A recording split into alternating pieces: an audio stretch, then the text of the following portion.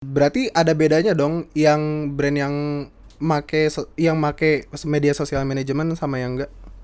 Dia yang bantu nganalisis Reels tuh algoritmanya kayak gimana, Iya, iya. terus ketentuannya apa aja. Terus misalnya kalau misalnya ada klien yang mau verified nih, brandnya pengen verified ada centang biru, dicari tahu sama dia gimana nih caranya biar bisa centang biru.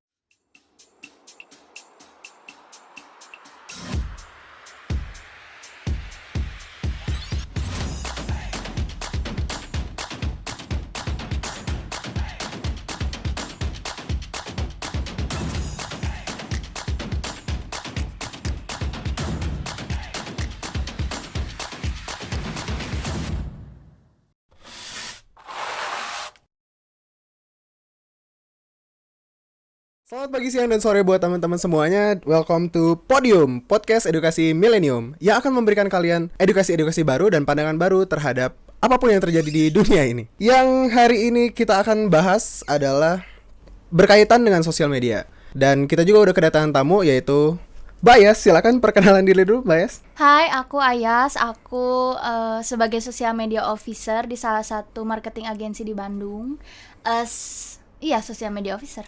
Ya, sesuai dengan jabatan yang Bayas sedang ambil sekarang sebagai social media officer, aku pengen tahu dulu nih, apa sih social media manajemen itu? Social media management itu salah satu pekerjaan di mana kita menggunakan platform-platform atau software-software untuk melakukan suatu branding atau memperkenalkan produk. Biasanya ya, karena memang kalau misalnya social media management aku fokusnya pada UMKM. Jadi kita membantu UMKM yang mempercayai kita untuk melakukan branding terhadap brand mereka. Gitu. Oke, berarti emang pekerjaan sebenarnya dibutuhin buat orang-orang biasa juga nggak sih? Kayak misalkan orang-orang yang cuman gue pengen hype nih di media sosial gitu, pengen orang-orang pengen kenal gitu. Influencer. Iya, itu butuh juga sih kayak gitu. Jarang sih kalau misalnya pakai jasa kita ya gitu. Justru kita yang pakai jasa mereka karena mereka itu sebagai call atau key opinion leader. Jadi mereka yang membantu kita justru untuk memperkenalkan brand dari UMKM kita. Gitu. Berarti ada bedanya dong yang brand yang make media sosial manajemen sama yang enggak? Maksudnya nggak pakai sosial media manajemen? Ya. Ada bedanya sih. Apa tuh yang paling kelihatan aja? Karena kan kalau misalnya pakai sosial media manajemen, tandanya kamu mempercayakan suatu usaha kamu itu terhadap agensi, dia itu bisa jadi lebih luas dikenalnya gitu. Konsumen pun akan jauh lebih mengenal kamu gitu. Gimana caranya produk kamu bisa dikenal lebih banyak orang gitu. Misalnya kamu sama ini jualan cuman dari WhatsApp, Facebook, dan di kota Bandung aja gitu. Tapi kalau misalnya pakai sosial media manajemen gitu, kamu bisa memperluas itu jadi di Jawa Tengah, Jawa Timur, karena orangnya lebih di mana-mana gitu. Berarti ada ilmunya tertentu nggak sih buat ngambil sosial media manajemen ini? Sosial media manajemen sebenarnya ilmunya adalah kamu harus ahli sosial media, pastikan. Iya. Gimana caranya kamu menggunakan Instagram, Facebook, Google Ads yang kayak gitu, jadi punya impact terhadap produk kamu gitu. Terus kalau misalkan yang kita udah belajar tentang sosial media manajemen gitu. Terus yang kita dapetin emang cuman buat itu doang gitu, buat ngegedein nama doang, buat branding gede. Kalau misalnya nama udah besar, produk udah banyak yang kenal, apalagi udah percaya, pasti penjualan naik dong. Iya, berarti emang Karena sebenarnya tujuan utama adalah untuk naikin sales dari produk tersebut. Berarti emang sosial media manajemen ini tuh emang sebenarnya harusnya semua orang juga butuh nggak sih? Karena kan sekarang sosial media kan semua orang main gitu kan. Butuh sebenarnya, karena kan dia punya impact di branding ya. Kalau orang udah kenal, kayak misalnya suatu produk A nih, kendaraan, kita bisa tahu brand itu udah trusted atau enggak kalau banyak yang kenal, banyak yang brand ini ya, brand itu ya. Jadi orang lebih apa ya? Lebih kayaknya brand ini emang oke dibuat gua gitu. Lebih trusted, lebih terpercaya gitu ya. Tapi kalau misalkan dari bidangnya aja, cuman bisnis doang gitu yang ada sosial media manajemen? Enggak lah, kalau misalnya artis, influencer juga kan kadang dia pakai sosial media manajemen gitu. Tapi kan itu bisnis juga. Gimana? Itu kan bisnis juga. Iya, bisnisnya adalah Buat- dia personal branding kan, Iya. gitu. Emang ada sebenarnya, tapi kalau misalnya sosial media manajemen aku fokusnya di UMKM gitu. Kalau misalkan mengaplikasikannya kayak misalkan beda ya kalau misalkan dari artis gitu atau dari UMKM, yang UMKM aja untuk mengaplikasikannya sosial media manajemennya gimana? Gimana caranya UMKM sosial media berperan ke UMKM? Iya, betul. Pertama produksi. Produk, gimana caranya produk banyak dikenal, entah itu dari foto produk, entah itu dari deskripsi produk. Itu kan kita upload, kita posting di Instagram.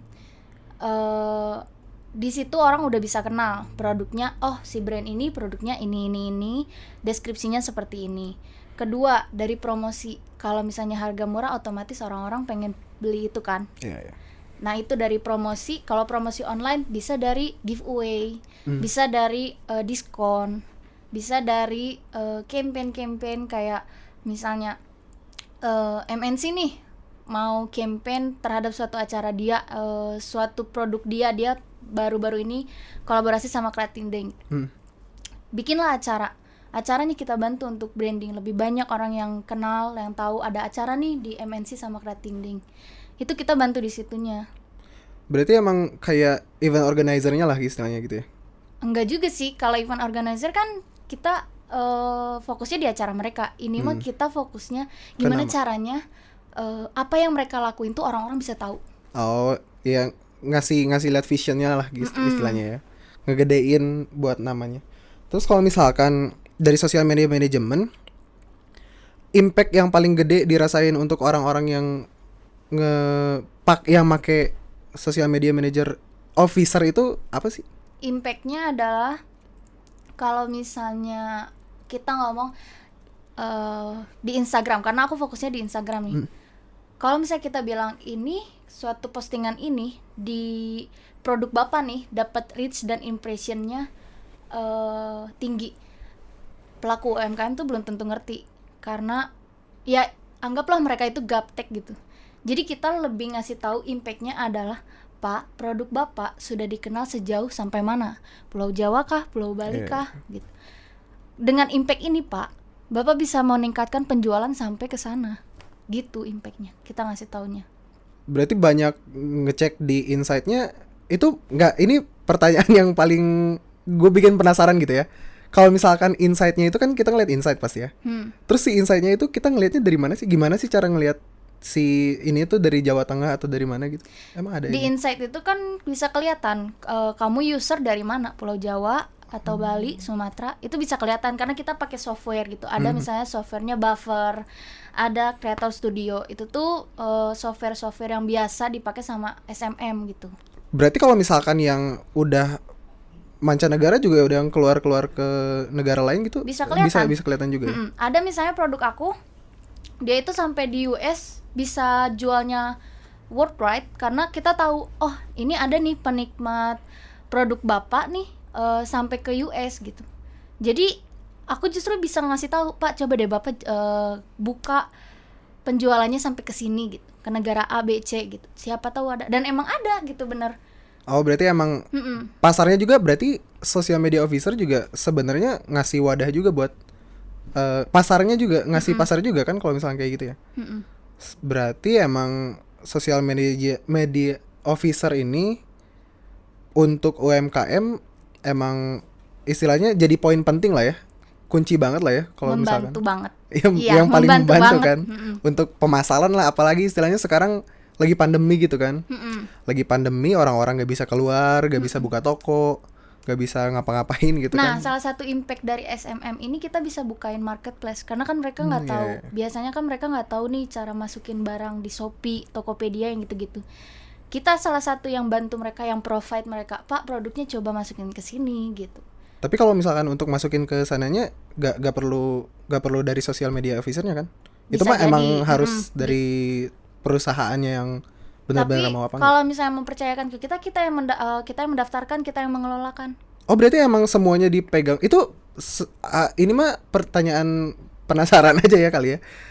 Kalau misalkan kayak gitu, emang diurusnya itu emang per periode atau per periode. jadi si ininya Biasanya pekerjaannya ada gimana? paket kalau di SMM Oh aku. iya, gimana tuh? Pak, 3 bulan free trial nih, kita coba masukin marketplace, kita coba di Instagram, sama kalau misalnya Bapak mau di Facebook juga bisa. Karena kan gini, ada UMKM yang istilahnya bukan UMKM anak muda. Misalnya dia jualannya kaos kaki nih dari dulu merintisnya. Udah biasa di Facebook gitu. Dan dia nggak ngerti Instagram sekarang lagi hype banget tuh di anak muda. Kita coba ya Pak di Instagram gitu. Itu kita yang membantu mereka gitu buat membuka usaha mereka jadi lebih luas gitu. Kalau misalnya mereka suka hasilnya, ya otomatis kan apa yang kita lakuin tuh berhasil gitu. Jadi buat mereka. Berarti paling berefek minimal berapa lama harus dipegang sama social media officer gitu ya? 3 bulan biasanya. Minimal 3 bulan baru kesananya harus mereka sendiri yang operasiin sendiri sosial media. Enggak, kalau misalnya mereka udah percaya ke SMM, misalnya ke aku gitu, sampai klien sekarang pun ada yang udah 3 tahun pun bisa. Oh iya? Oh ternyata jadi masuk ke perusahaan mereka dong kalau kayak gitu atau enggak? Enggak, tetap aja untuk pengelolaan sosial medianya kita bantu. Tapi kalau Bapak mau jualan, silakan aja jualan. Berarti Kita cuma bantu, misalnya gini, kamu jual kaos kaki, punya Instagram Sublime gitu misalnya. Sublime ini kita yang pegang dari Facebook, Instagram, marketplace gitu. Mau sampai berbulan-bulan pun tetap aja kita yang pegang. Malah sampai kayak, Pak ini untuk periode berikutnya, Pak ini untuk periode berikutnya gitu. Nanti emang ada waktunya ketika mungkin klien udah gak puas nih sama kerja kita, ada inovasi baru gak sih? Kalau gak ada saya mau cari SMM yang lain gitu. Karena mereka gaptek kan posisinya. Jadi mereka lebih baik menggantungkan branding mereka tuh ya udah ke SMM aja gitu. berarti emang setiap perusahaan UMKM tuh emang punya ininya sendiri ya, social media officernya sendiri ya? Rata-rata gitu sih. Rata-rata gitu. Tapi itu emang ada yang benar-benar masuk ke perusahaan mereka atau kebanyakan emang dari luar gitu sih? Emang dari agensi? Jatuhnya Gitu? kayak vendor sih. Oh jadi kayak vendor. Berarti setiap perusahaan punya vendor masing-masing mungkin kayak gitu ya? Terus sekarang kalau misalkan kita mau kerja di social media officer, bekal yang paling utama apa sih? Karena memang social media officer itu jatuhnya memasarkan produk juga kan. Ya pasti butuh strategi promosi, strategi pemasaran, terus kayak teknik-teknik marketing tuh harus tahu gitu. Terus harus bisa riset market, harus tahu target audiensnya. Misalnya kamu jualannya kosmetik, berarti kan target audiensnya remaja 18 sampai 32 mungkin yang pakai. Kalau misalnya jualnya makanan, mungkin kamu harus tahu siapa yang suka makanan kayak gini, bapak-bapak, ibu-ibu. Itu target audiensnya harus punya ilmunya. Terus ketiga adalah kamu harus bisa, kalau di kantor aku bilangnya bunglon, jatuhnya ini fleksibel. Ketika kamu misalnya bawain brand motor, otomatis harus rada kecauan dari segi caption, desain gitu-gitu. Tapi kalau misalnya kamu bawainnya kosmetik, skincare, harus hi ladies gitu kan, jadi lebih centil gitu. Itu harus bunglon. Jangan sampai kamu bawa image maskulin ke branding, ke produk cewek gitu. Kecantikan gitu. Jadi kan harus bisa apa ya? Iya bunglon. Gitu. Tapi Bayas pernah nggak satu ketika emang ada brand yang ini cowok banget nih, sedangkan yang ini cewek banget gitu. Terus tabrakan, tapi ini dikerjainnya harus bareng-bareng. Emang ada nggak ya kayak itu? Sering gitu. Aku pegang klien salon kecantikan, tapi juga aku pegang klien tambal ban. Enggak tambal. Oh enggak. Saya kira ada juga. Motor gitu, dia jualan motor. Tambal ban juga kan sama kan? Enggak. Yamaha. Oh iya, oke. Boleh disebut sih? Boleh disebut nggak? ya? Atau enggak disensor aja tit gitu. Nggak apa, boleh. Iya gitu. Tapi pernah aku kayak, mungkin karena aku pusingnya nge-captionnya ini pindah terus ke sini, pindah ke sini gitu Kak. Kebanyakan klien gitu megangnya. Emang sombong. Aku bilang di Yamaha itu ada di caption tuh selalu ada panggilan ya. Panggilan familiar gimana dia ke audiensnya berkomunikasi. Dia ada kata brosis. Itu aku masukin ke klien skincare yang emang biasanya panggilannya hi ladies. Oh, brosis. Jadi hi brosis. Udah ke posting. Aduh, untung kan masih bisa diedit ya. Jadi Tapi kayak bagus. dan udah 2 jam posting itu. Soalnya kan kita nggak tahu kecantikannya, Iya, kan karena ada kan, juga yang bro-bro juga ada yang pakai kecantikan kan. Oh benar. Iya, Siapa tahu target siapa marketnya tahu. bertambah. Iya. Iya benar. Sampai saat ini sih, kalau aku sendiri ngelihatnya sosial media officer itu emang bener-bener buat ya perusahaan-perusahaan lah, UMKM yang tadi Mbak Es bilang gitu ya. Pelaku-pelaku pebisnis. Pelaku-pelaku pebisnis. Kalau misalkan orang-orang biasa ya paling itu mah belajar sendiri ya. Untuk Kalau makanya orang cari-cari. biasa tuh masih gimana? Ya, Orang yang biasa mau mungkin- branding, personal Iya, branding. personal branding kayak misalkan ada orang yang mau bikin apa ya? Sebuah Oh, maksudnya dia manajemen. mau buat sebuah brand juga. Iya, mau buat sebuah brand gitu kan misalkan. Kalau yang gitu ya, kalau pelaku bisnis awal banget nih, pemula, jarang pakai SMM karena ya harga SMM tuh nggak murah Nggak murah. gitu sebenarnya. Itu kontraknya emang berapa lama? Maksudnya per berapa lama ada ininya ikatannya itu? Kita sekali free trial 3 bulan. Oh, 3 bulan. Emang paling rendah segitu gitu ya? Mm-mm. Emang kalau misalnya di bawah 3 bulan emang nggak boleh? Karena kalau misalnya 1 bulan tuh kita nggak bisa ngasih tahu hasil Oh, nggak. dari Kayak terlalu kelihatan pekerjaan gitu. kita gitu. Apa yang udah kita lakuin kita nggak bisa kelihatan. Iya, iya. Apalagi kalau misalnya akunnya yang emang akun baru kan nggak ada perbandingan gitu. Berarti kan tadi Kecuali kamu ngebandinginnya sama lawannya, misalnya pebisnis lain gitu. sama oposisinya ya gitu. Iya, tapi kan kita nggak bisa lihat insight mereka. Kenapa nggak bisa? Karena insight kan pribadi. Nggak, misalnya gini, kalau engagement rate mungkin bisa kita lihat lewat website atau software. Tapi kan impression rate di tiap postingan kita nggak bisa lihat. Oh, Itu emang. cuman bisa dilihat di satu akun itu doang. Nah, kalau misalkan untuk sosial media yang di Instagram, yang kan tadi kan udah bilang Instagram, di Twitter, yang di marketplace itu kan beda-beda. Mm-mm. Terus yang ngebedainnya itu apa? Yang ngebedainnya tergantung klien. Misalnya kalau klien besar kayak Yamaha, brandingnya udah di mana-mana, dia mintanya postingnya di Twitter, Facebook, Instagram itu udah include gitu. Tapi ada juga yang emang kecantikan mau fokusnya di Instagram sama marketplace aja, Shopee, ya kita pakainya di situ gitu. Kalau misalnya di Instagram misalnya itu dari aku pakai software misalnya Creator Studio itu kan aku schedule dari mulai desain, caption, schedule kan aku yang urus gitu, SMO yang pegang gitu. Tapi kalau misalnya tiap harinya itu emang ada konten-konten yang setiap hari harus diposting atau kayak gimana sih? Iya, kayak Yamaha dia satu kali periode ada 30 konten. Jadi setiap satu hari itu ada satu konten yang diposting. Dan di 3 platform. Aku mau nanyain yang postingan yang tadi kita tanyain sebelum kita sampai sini ya. Aku tadi kan sempat nanya kalau misalkan postingannya itu di auto posting gitu. Oh, ya di schedule. Iya, di schedule. Itu gimana sih maksudnya? Jadi gini, aku jelasin rutenya ya. Ah. Misalnya kita udah nyerahin nih bilangnya EP editorial plan dalam 1 bulan. Ada di situ di EP itu udah ada caption, desain buat mereka, kita submit ke mereka, ACC ke mereka. Ini oke nggak untuk post gitu. Oh, oke gitu. Kalau udah oke, di schedule di EP 30 hari itu kita bisa scheduling pakai software kayak misalnya Creator Studio itu buat setiap harinya posting. Jam berapa misalnya hari ini hari Minggu posting jam 8 pagi. Kita bisa schedule dari hari Jumat misalnya gitu. Gitu. Jadi Berarti emang ada software tertentu. Itu boleh download gak aku? Buat aku posting sendiri aja bebas gitu. boleh. Boleh.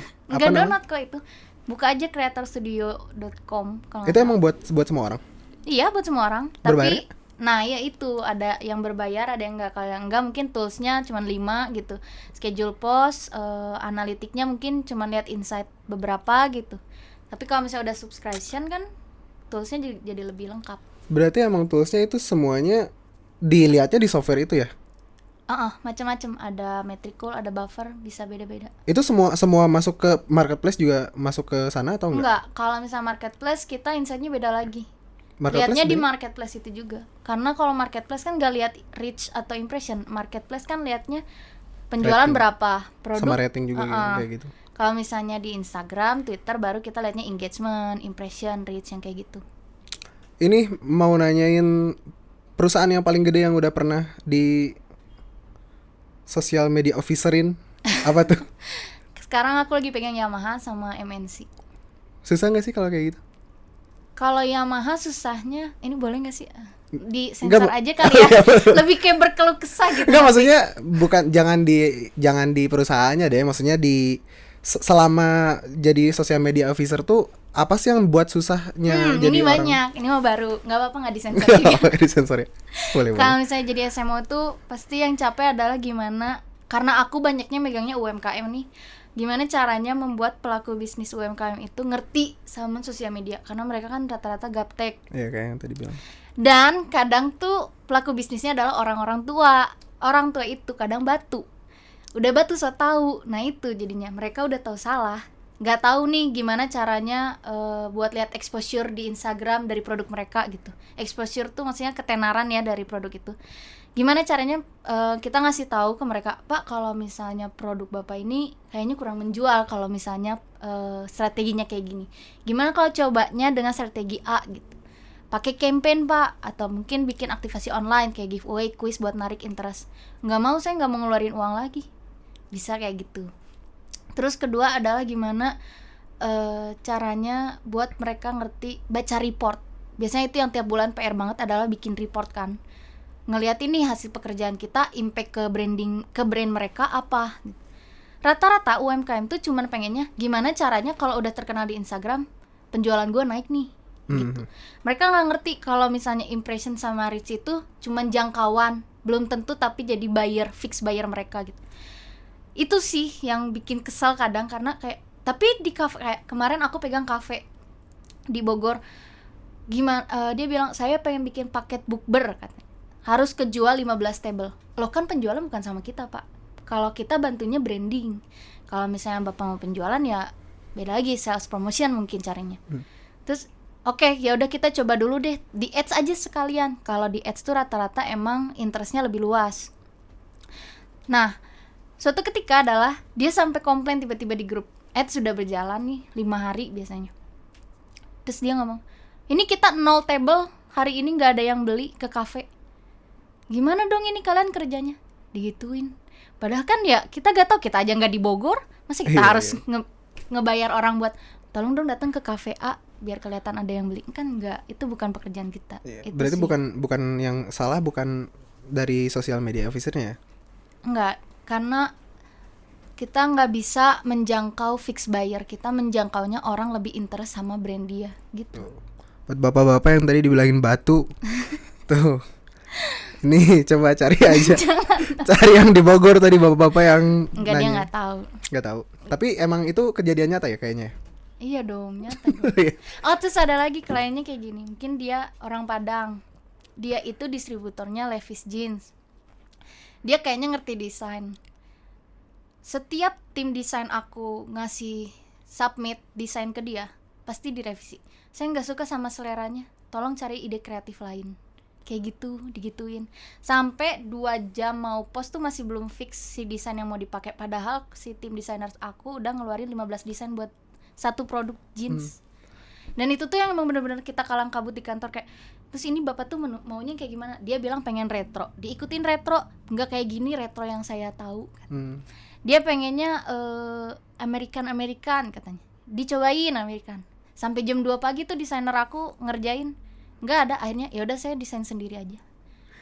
Berarti kalau misalkan kayak gitu, si social media officer itu emang banyak banget kerjaannya dong kalau misalkan kayak gitu. Enggak, kan kalau aku cuman Enggak, maksudnya gini, dari misalkan caption juga kalian harus ngerjain caption kan. Terus kalau misalkan desain juga kalian harus ngedesainnya itu berarti ngedesain postnya ya? Iya, postingannya. Kalau misalkan kayak gitu, si brand mereka itu berarti emang kalian bener-bener ngejalanin semuanya, kayak ya kaki tangan kalian semua sendiri dong kalau kayak gitu. Nggak ada campur tangan sama buat dari merekanya sendiri gitu? Enggak, mereka cuma ngirimin aset berupa foto-foto produk misalnya, baru kita touch lagi dari desain. Nanti dari desain lanjut ke SMO bikin caption, dari caption submit lagi sama customer relation, biasanya gitu. Tapi mereka masih punya misalkan mau request nih, gue pengennya kayak gini. Kalau misalkan sampai udah gak ada, bener-bener gak nyampe gimana? Nah, makanya setiap kita briefing di klien pertama tuh, kayak klien pertama kita collect meet briefnya, itu kita punya BIG. BIG tuh apa? Aku lupa ya. Ya, Singkatannya kan aku biasa bilang kayaknya nanti kamu cari aja Iya, BIG, terus nanti aku tulis di cari. sini ya. Iya, boleh, Aku boleh. lupa beneran Nanti itu. aku tulis. BIG itu pokoknya dia kayak color palette-nya dari suatu brand di Instagram. Iya. Jadi misalnya kalau ada nih produk deodoran, itu dia BIG-nya pengen si color palette di Instagramnya tuh biru, hijau, dan putih. Ya rata-rata kita cuma pakai warna itu aja, gitu. Semua produknya bakal kayak gitu. Mm-mm, mm-mm. Kalau videonya juga, Iya. misalnya bikin ads videonya berarti dari kalian juga. Iya, kita yang produksi juga. Biasanya karena jarang nih produknya dikirim ke kita cuma punya aset foto, jadi bentuknya animasi doang. Kalau misalkan Instagram ads gini, aku kan penasaran, aku nggak pernah pakai Instagram ads. Itu maksudnya dari sama yang aplikasi yang tadi atau emang cuma Beda. dari Dia Instagram? ada software sendiri. Itu software lagi. Sebenarnya bukan software sih, jatuhnya lebih kayak ke website aja. Jadi kalau misalnya website ads beda lagi toolsnya. Website untuk scheduling, posting beda lagi. Nanti untuk lihat insight beda lagi. Berarti emang full mikir berarti kalian kerjanya. Full mikir. Kalau nggak mikir nggak kerja dong. Iya betul. Sehari berapa lama kerjanya? Oh, sebenarnya kalau dari kantor sih cuma 8 jam, tapi rata-rata 24 jam ya sekarang kerjanya. Kenapa? Karena WFH, jadi disangkanya kita leha-leha kerjanya. Oh.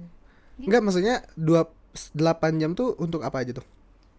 Untuk kerja lah, maksudnya Ya maksudnya ada step by stepnya ada gitu atau enggak? step-stepnya yang pasti kalau SMO ya, yang pasti dia bikin EP, editorial plan. Rata-rata tuh kita lihatnya kalau setiap klien ada yang 1 bulan 12 postingan, 18 postingan, sampai 30 postingan. Itu kita yang mikir semua kontennya, mau konten apa aja nih, interaksi, produk, campaign, aktivasi online, itu kita yang nentuin, ngejadwalin selama sebulan. Nanti udah EP jadi, submit klien, beres, lanjut ke desain. EP beres ke desain, kita bikin caption, gitu aja terus sampai nge-schedule postingan juga. Yang 24 jam itu emang nggak ada? Karena kenapa 24 jam? Karena kadang ada beberapa brand-brand, apalagi kalau brand besar tuh mereka ngasih tahu ke kitanya tuh, mungkin mereka banyak ya yang dikerjain di kantornya gitu. Jadi ngasih tahu ke kitanya tuh jam 8 malam. Jam 9, Pak saya besok pengen pengen posting video campaign, tapi videonya belum jadi ya, jadi nunggu jam 11 baru jadi video campaignnya. Submit lagi lah jam 1 malam, udah sama caption gitu-gitu. Oke, nunggu si submit, nunggu ACC-nya itu bisa jam 5 pagi. Nunggu ACC itu untuk apa? Nunggu ACC itu jadi dari hasil kita nih dikirim ke mereka. Jadi dikasih tahu, Pak ini udah aman gak untuk post? Kalau udah aman baru kita scheduling gitu. Berarti dikasih lihat dulu misalkan. Sebelum diposting kita pasti lihat dulu desainnya gini, kalau misalnya videonya gini, captionnya ini, hashtagnya ini gitu. Emang nggak ada ya kayak misalkan tadi kan udah waktu jamnya segini, emang dari kontrak di awal emang nggak dikasih? Karena dia jatuhnya ya itu, karena agensi kan kerjanya fleksibel ya. Oh iya. Jadi ketika klien ada mau harus dikerjain, mau nggak mau jam berapapun. Misalnya klien minta jam 8 ya udah, lu lembur lah. Tadi kan udah yang nggak enaknya nih. Yang paling enak kerja sebagai social media officer apa sih? Yang paling enak adalah kadang kita jadi jauh lebih up to date. Lebih paham sama Misalnya kayak sekarang di Instagram ada fitur baru Reels nih, kita mau nggak mau harus lebih paham kan. Orang-orang nih kayak baru mau nyoba, kita udah tahu ini insight-nya gini, ini algoritma Reels bisa tampil di Explore lo tuh kayak gini. Jadi kayak lebih pintar aja sih. Nah itu tuh yang aku mau tanyain, algoritmanya. Kalau misalkan algoritma nih, satu brand dengan brand yang lain kan beda nih. Kalau misalkan bias, misalkan lagi brand yang laki banget sama yang cewek banget tadi, itu kan tabrakan. Itu nyari algoritmanya itu dari mana? Ini algoritmanya yang dimaksud algoritma platform atau algoritma apa? Algoritma sosial medianya kan ada tersendiri kan? Tapi kan kalau misalnya kalau beda brand ya, mereka nggak akan bertabrakan, karena kan pertama yang satu maskulin, yang kedua feminim. Terus kedua ada hashtag kan bisa mengkotak-kotakan mereka, jadinya orang nggak akan, interestnya nggak akan kecampur, tetap aja beda gitu. Berarti ada kalau misalnya gini nih, algoritma Instagram kan ketika lo sering di-explore, sering nge-like-nya foto misalnya motor, pasti nanti kedepannya yang keluar motor. Nggak kan nih ada skincare masuk ke situ, jarang kan. Oh, itu algoritmanya kayak gitu ya? Iya, algoritma Instagram kayak gitu. By Pantesan. interest semuanya. Di IG aku banyak. Cewek cantik. Enggak, maksudnya ya itu aja pokoknya. Banyak banget. Ada hal-hal yang aku nggak ketahui gitu di IG aku teh. Makanya kalau misalkan aku tuh suka bingung aja sama algoritma.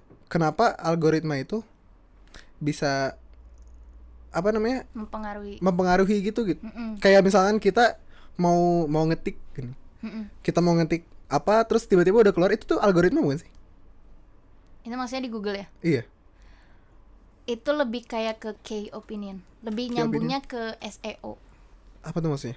System Engine Optimization kalau nggak salah. Emang Iya, kalau iya, misalnya iya. singkatan tuh bodoh. Ya, terus? Iya, itu tuh keyword yang biasanya kayak misalnya nyari itu bisa keluar influencer gitu. Bahkan kan kadang ada yang Karena belum ada diketik kayak- udah ada tahu. Nah itu aku nggak tahu itu kayaknya apa ya. Witcher aja kayak. Biasanya aku kalau ngetiknya udah hampir kayak Oh, iya. INS, bisa Instagram, Insight kan keluarnya. Instrumen. Kalau misalkan berarti kan tadi kalau misalkan yang cewek sama yang produk cowok banget itu yang gampang lah misalnya. Kalau misalkan dua-dua produknya itu bang bener-bener di satu line yang sama gitu. Misalnya racingnya. kayak motor gitu Iya. ya, tapi beda brand. Itu mereka juga tahu nggak sih kalau misalkan di kalian juga lagi di iniin gitu. Lagi diinin tuh dia. Lagi diurusin gitu sosial medianya. Ada nggak sih yang pernah berantem? Gitu. Enggak sih, karena Bukan, aku maksudnya belum bukan pernah berantem. megang. Karena di agensi aku belum pernah megang kayak misalnya brand motor 2 dipegang aku enggak gitu. Karena kan pasti ada kesepakatan tersendiri nggak sih? Oh, mungkin Nggak bisa lah Yamaha dipegang agensinya A tapi Honda dipegang agensinya sama si A juga. Biasanya beda agensi karena kan itu juga kompetisi ya. oh iya. Gimana caranya sosial media lo terlihat lebih better. Apalagi kenaikan followers tuh kan dilihat banget kalau di report. Berarti pernah ngerasain di maki-maki sama klien nggak? Iya. Kenapa sih kalau misalkan kayak gitu yang misalkan salah nih ya? Yang salahnya tuh apa kalau misalkan dari social media officer? Yang salahnya adalah nggak salah sebenarnya.